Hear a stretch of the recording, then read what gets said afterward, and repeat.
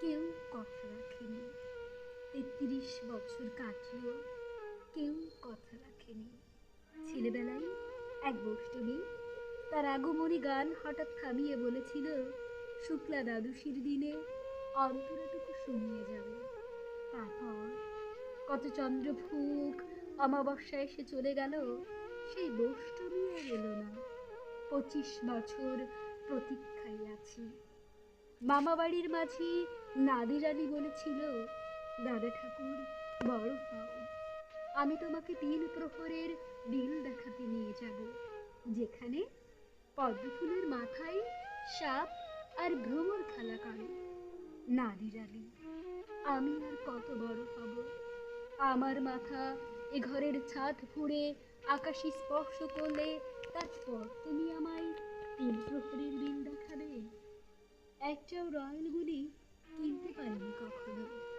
লাঠি লজেন্স দেখিয়ে দেখিয়ে চুষেছে লস্কর বাড়ির ছেলেরা।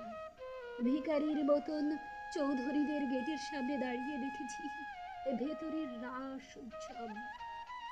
অবিরাম রঙের ধারের মধ্যে সুবর্ণ কঙ্কন পরা ফর্সা রমণীরা কত রকম আমাদের হেসেছে।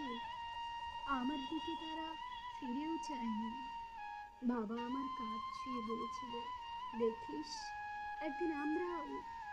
বাবা এখন অন্ধ, আমাদের দেখা হয়নি কিছুই।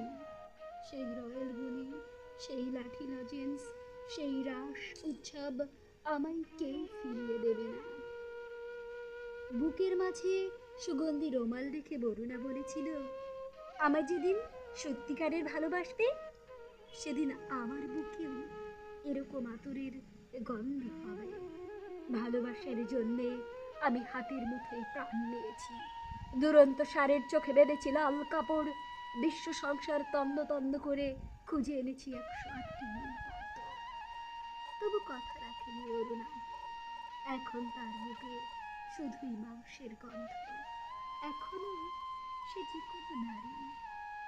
৩৩ বছর কাটল, কেউ কথা রাখেনি, কেউ কথা রাখে না।